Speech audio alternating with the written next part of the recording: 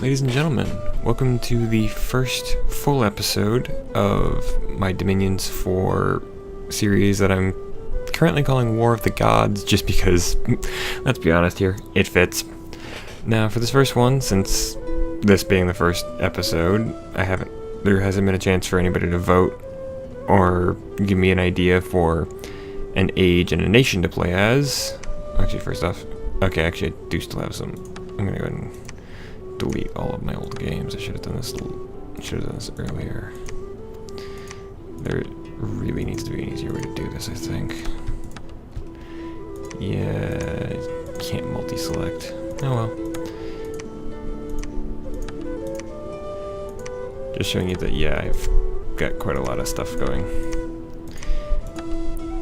Now, as I was saying, because nobody's had a chance to vote on the age and nation for me to play as, I'm going to pick one.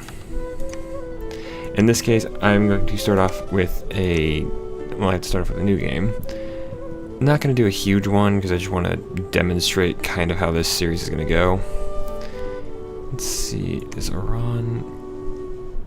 That's 6 to 10 players. Yeah, 107 provinces is recommended for 6 to 10 players. Let's see, Frosted Land.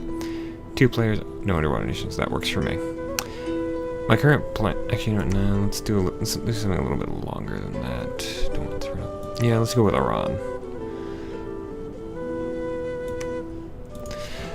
So, what we're going to do is we're going to be playing Ermor Middle Age. So, like I said, we're going to be playing in the Middle Ages. And we're going to be playing as my personal favorite, the Ashen Empire of Ermor.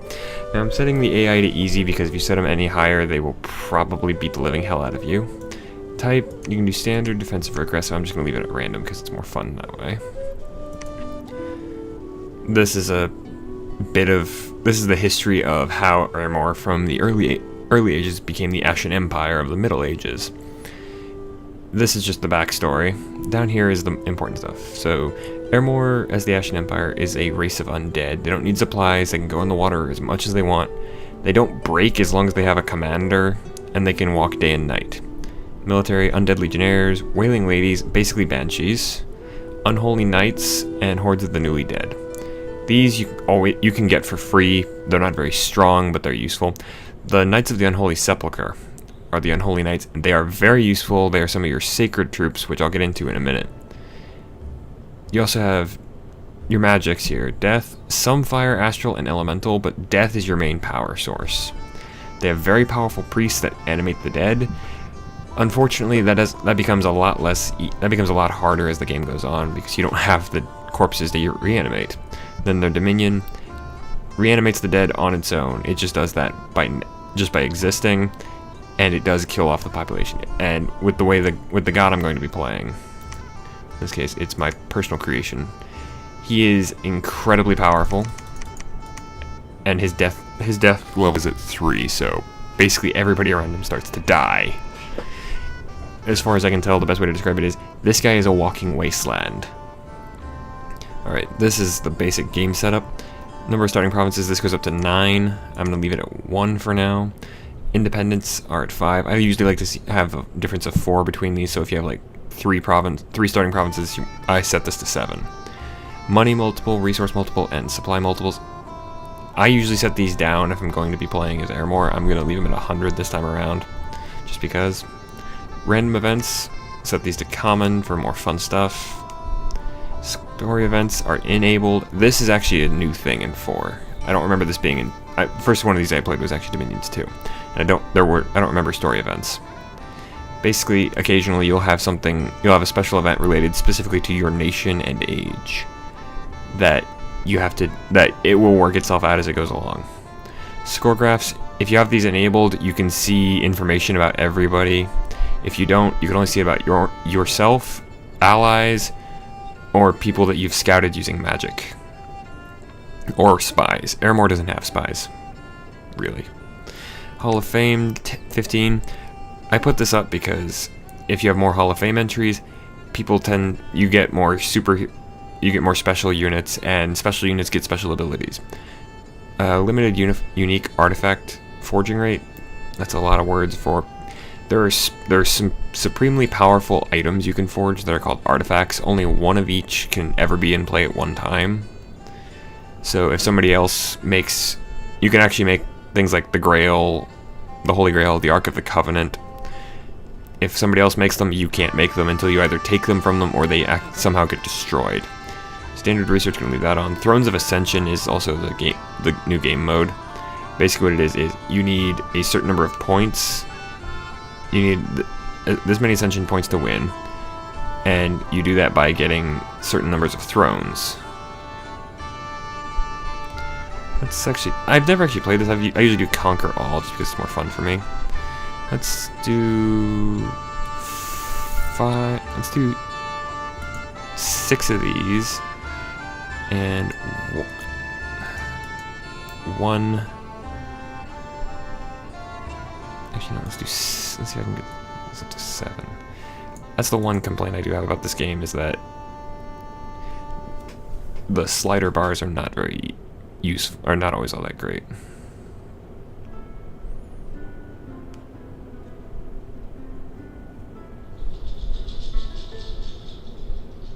Actually, no, let's just go ahead and stick with Conquer All, because I'm playing Ermor. So, but yeah, standard research, you can also set it to difficult, very difficult, easy, very easy, or standard. I'm actually going to knock it down to easy, just to make things go a little faster. Actually, no, let's go all the way down to very easy.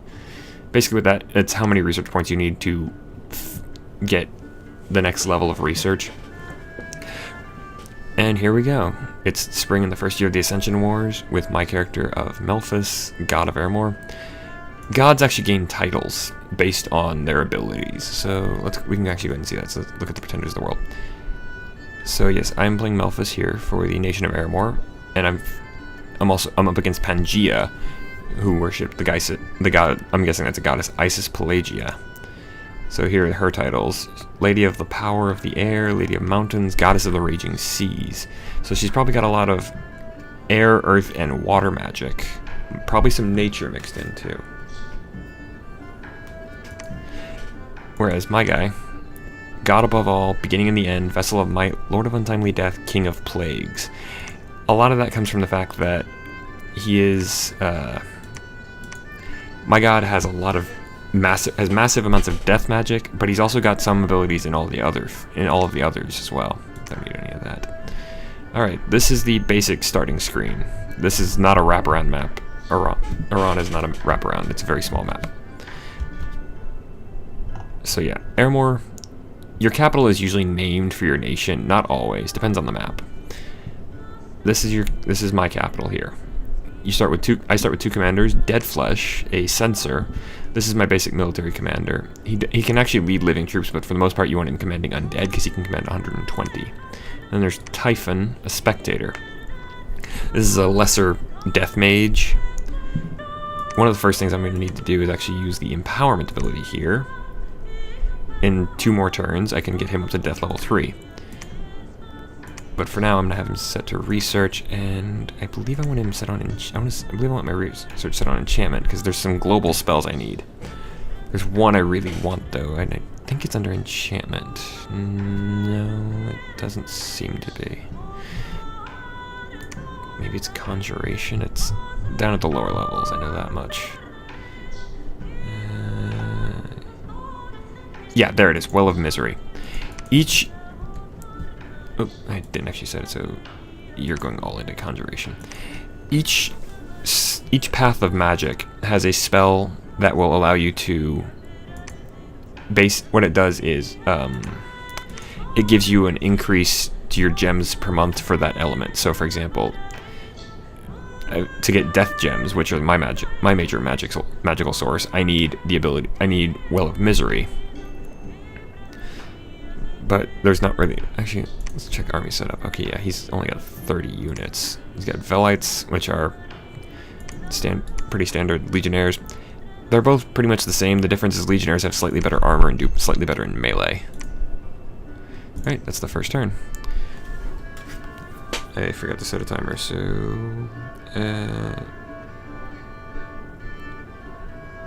1 second. My phone. So in about 20 minutes, I'm gonna I'm gonna call it there. Set a timer for myself so I don't forget. So yeah, these episodes are gonna be 20-minute blocks. That's my current plan. Now you didn't see these before because I didn't have any info about them, but now you do. You can see a general idea of what's guarding what province, and these are all independents. Ooh, good. I've already got some Knights of the Unholy Sepulchre. You're going with Dead Flesh. These guys are Triarius. And then you can also have Princeps. These are Legionnaires, that's the second one. I like to keep these organized because you really get down to it. Ermor is the undead Roman Empire. So, I like to have my forces split properly. It's just a little OCD thing I have. I know it might sound like I'm making light of actual obsessive compulsive disorder. I'm not. It's just that's the easiest method I can think of to describe it. Alright, let's go ahead and end the turn there. The first couple of turns go pretty quickly, especially for me because I like to... Alright, what I need is it Dusk Elders? Yeah, it's a Dusk Elder, that's what I need. So you just keep researching for right now, Typhon. The reason I need a Dusk Elder is spectators are decent mages, but the Dusk Elder is a step above them. So I need one more turn. Good, that's actually the research and conjuration complete. Ooh, I also got another sensor, Bone Crush. I usually also like to have my... I usually like to have my generals specialize in stuff, except for the sensors, because they're actually more useful with generalized troops. Velites. Okay, not much longer until he's done. You know what, actually I am going to specialize a little bit. I'm going to take those away from him and give them to Bone Crush. Now what I'm probably going to do is I'm probably going to start off by going down here to Redbud Grove, because there's only 20 enemy units, mostly woodsmen blowpipes, and bloodhenge druids. Those are 2 separate units, and then there's 4 huge dark vines. Dark vines are a construct, so they require a magical commander. So somebody like Skullbreaker here would be able to command them. You can actually take control of enemy summoned units like that. It takes a lot of power to do it, but you can. Okay, and I've also got yet another sensor.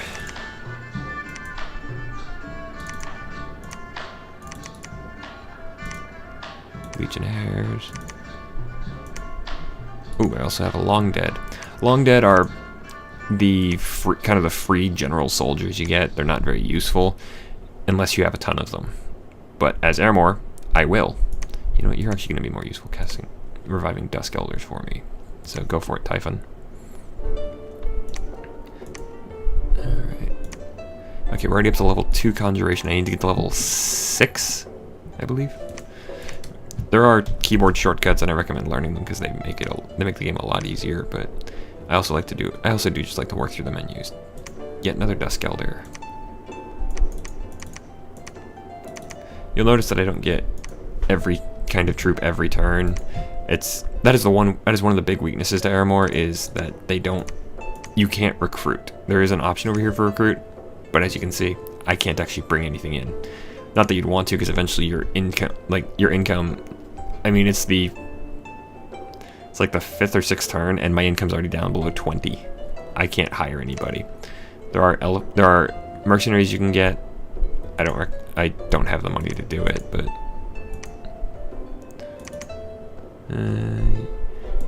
I'm just gonna mix. This is actually where I start to just say screw it and start mixing troops together. Alright, I did not give these guys any orders, but they still won. One moment, please. Excuse me. Alright, let's actually go ahead and view the battle so you can see what they look like. They're not going to be the prettiest thing in the world. It's just 2D. 2D sprites on the battlefield.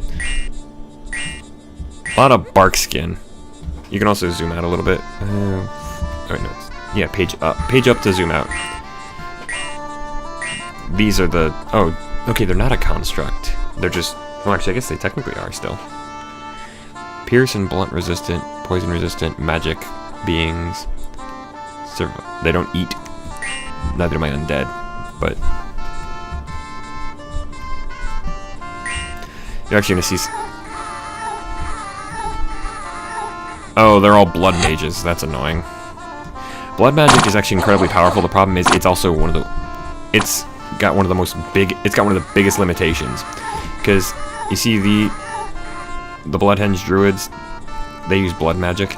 These are blood slaves.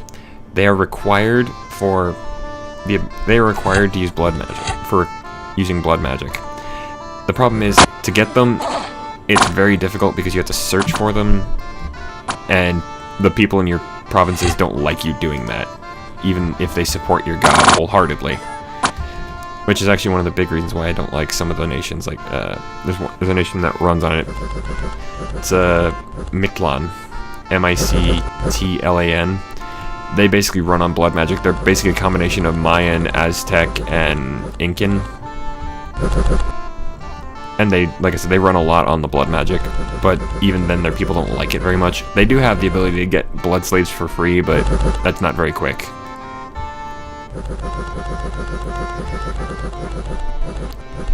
But yeah, this is actually one of the strengths of Ermor, is eventually you just build up enough of an army really quickly, and you can just kind of mob over everything. Blood slaves, of course, are not very strong in combat either, because, I mean, they're basically... Yeah, they're drugged. Their only ability to attack is called Useless Kick. It does 4 whole damage.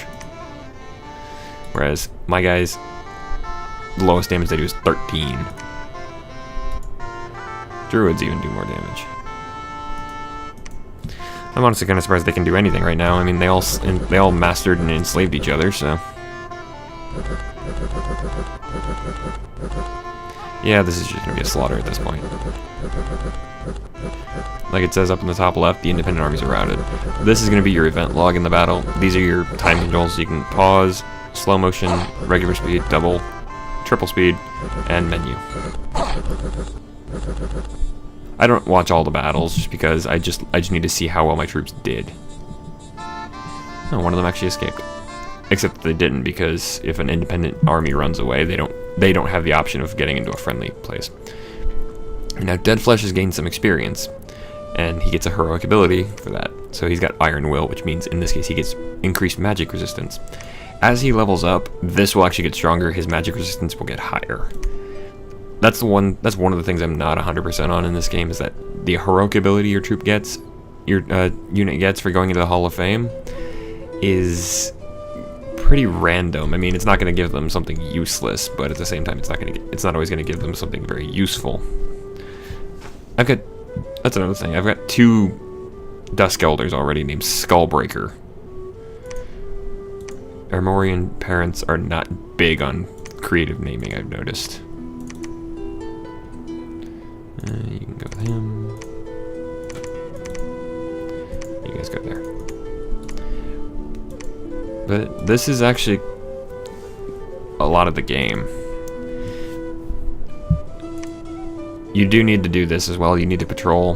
This is more important for living nations, because it's just... actually, you know what? I can. This is one of the few times I can actually build a temple. But yeah, you do need to patrol, because unrest will destroy your ability to do anything. And this is going to be fun. Spreads deadly diseases.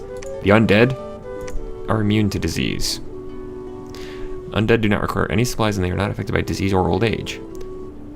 And they also have perfect dark vision, which is the crux of one of the other parts of my current plan.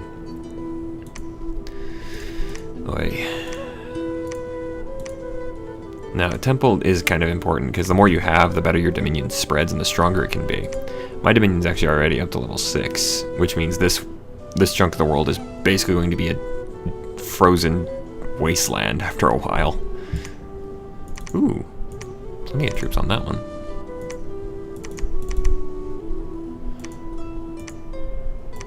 You're going in there too. Also, you do get this as well. You get ghouls. You really... Actually, wait, no, it's not ghouls. It's It's the soulless. There, you can have 6 more troops. Let's see, I need more Dusk Elders. The reason I'm doing this, like I said, is just so I can get quicker research. Because if I can get to levels... Oh, no, it's a...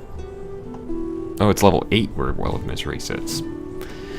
Because, yeah, this will give me a lot of... That'll give me, I think, 30. So it'll... If I'm remembering correctly, it'll basically double my gem income for a turn. For every turn. Okay, still many. Back to researching. But yeah. Just like a lot of games, this one is actually really slow to start. But once you get going, it gets kind of hectic at times. Especially with something like Ermor, because you can spread across the map really quickly with these guys. Since you don't really have to worry about things like supply lines or feeding your troops.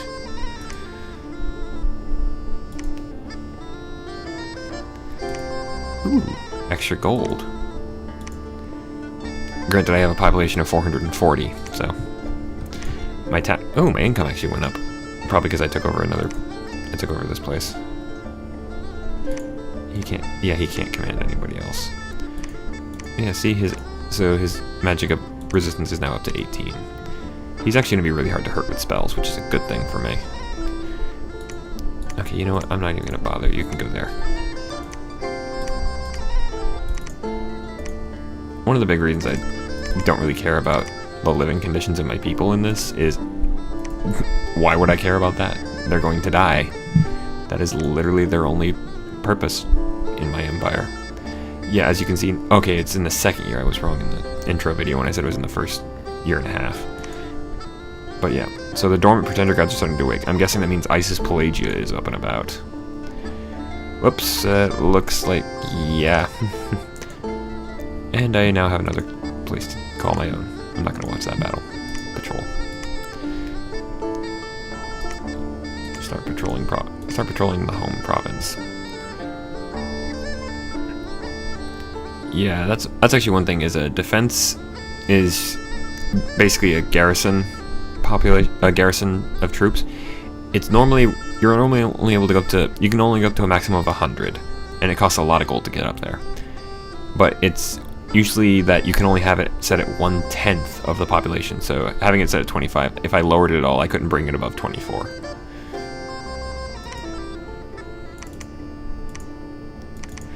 If you play this game, I recommend maxing the province defense in your home province at least, because there are some bad events that will happen that will basically strip you of the ability to do anything there.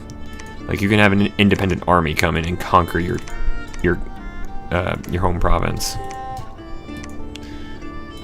Alright, ghouls can't be mixed with other things. I don't know why. Anyway, how much can... Revdonator. Some interesting names in this world. Let's see. Spring in the second year. And we're up to level 5 on that. Okay, so 3 turns until I hit level 6.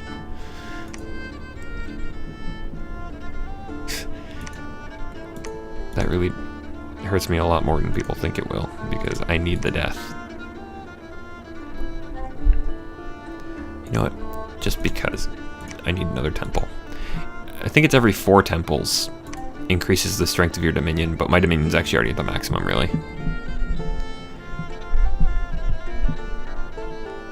And my dominion will always spread.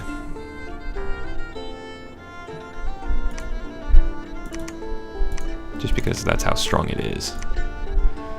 It's a ghoul. I don't need ghouls in any of these armies.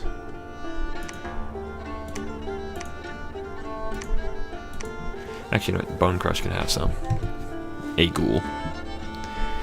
Start saving up my gems, because I've actually got... Actually, you know what? Let's go ahead and get 1 more Dusk Elder for right now. Yeah, I always have to patrol Redbud Grove, because otherwise the unrest will never go all the way down because of that special place, the Inkpot End.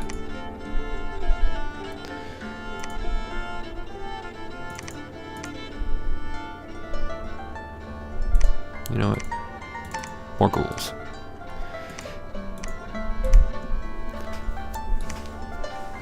Let's see, what else? What else do we need? Okay, so yeah, it's still early summer. I might actually push this one beyond my normal beyond my 20-minute time limit thing until my pretender god wakes up. Yeah, because currently I've got, you know what? I am gonna do that. Just this once. Ermor is the land of our lord. Fortunately, you know what? Just for fun, we're gonna watch this battle.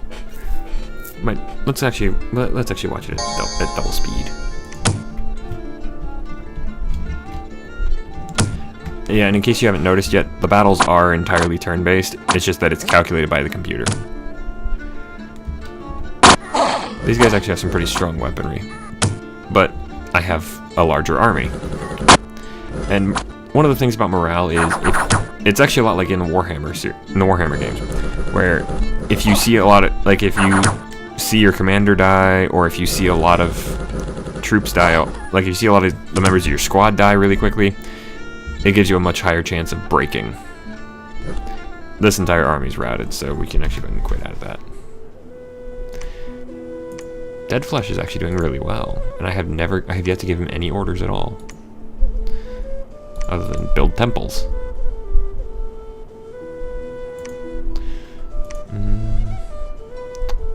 Put me at 70. You know what? 2 more Dusk Elders. Ooh, actually, I just noticed. He's actually got a lot of varied skills. He's only got level 3 death magic, but he's got astral, water, and fire. As for the passive magic, what you have are... You have the basic idea of the 4 elements with earth, fire, water, and air. You also have nature, which is what you'd expect. It's what you'd expect your average druid to use, like out of Dungeons and Dragons. Then you have astral magic, which is right here. Astral magic is magic of the stars, used for mostly fortune telling and some other stuff. There's some summoning stuff you can do with it, but astral magic has a very dangerous side effect of it can give you what's called a horror mark. Horror marks are very bad because they attract, well, horrors. Think things out of H.P. Lovecraft, and you're not terribly far off. But yes, so a horror mark will actually... Horror marks, like injuries, are permanent. You cannot get rid of it, even if you resurrect the killed hero. They maintain the mark, which is actually resurrection is actually a big thing. That's why the Hall of Fame is so important. Oh, Dead Flesh is actually right in the middle. Artemis of Pangea. That's gonna be fun. Onwards. Even more provinces for me.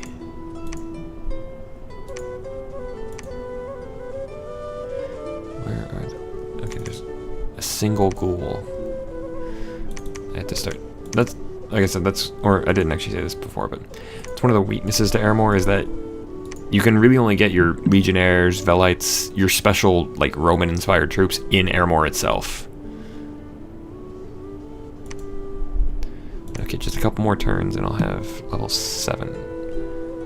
Although, was it level 7 in here? I thought it might have been level 8. Yeah, it's level 8 for Well of Misery. Fortunately, it's already early fall, which means that within roughly the next year, my god should break free. And once he walks the world, it's kind of over. Not really, but you get the idea. You know what? Let's actually go ahead and start working even harder on that. So, Dusk Elder, Dusk Elder, Dusk Elder. There we go. 3 more Dusk Elders are about to join us. Oop, wrong button. I need an army set up. You know what? You can also have that guy, because you actually have horsemen. More Princeps.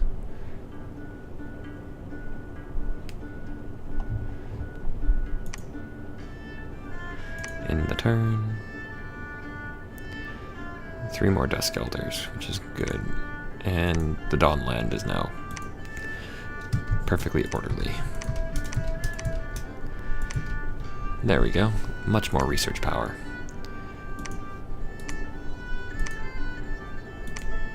Build me another temple there, Dead Flesh. Ooh. Free Mound King. Mound King. Ooh, it's even better. He comes with a free item, Lead Shield. So it's basically magic resistant shield.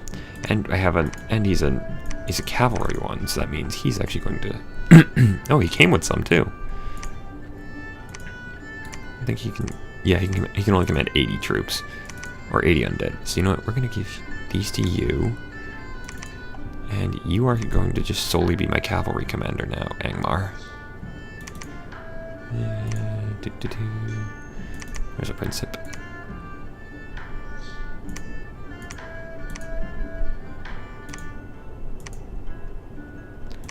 You know what, let's just go ahead and give you these as well. Because Bone Crush, you've been doing nothing useful for a while. You're going out into the world. Is there anything else I need to do this turn? Oh wow, I've actually got a couple of guys. But yeah, with Ermor you gotta kind of keep track of how many generals you have, because you gain a lot really quickly. And you gain them kind of at random too. Just 78 there, so here you can have those.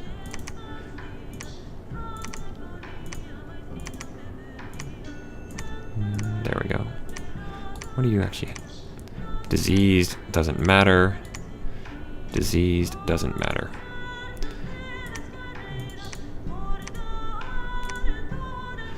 You go south, you go there.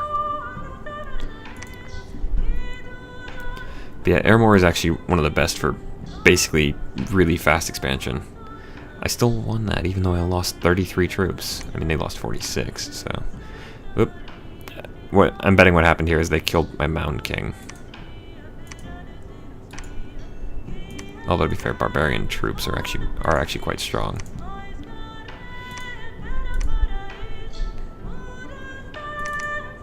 More ghouls for you.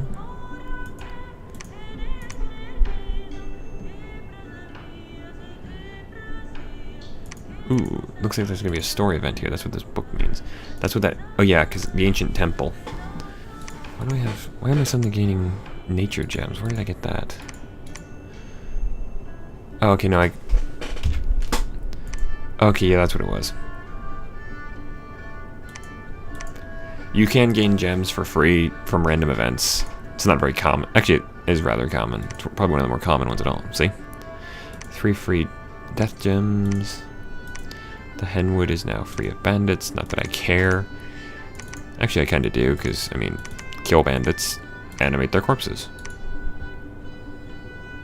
And then profit.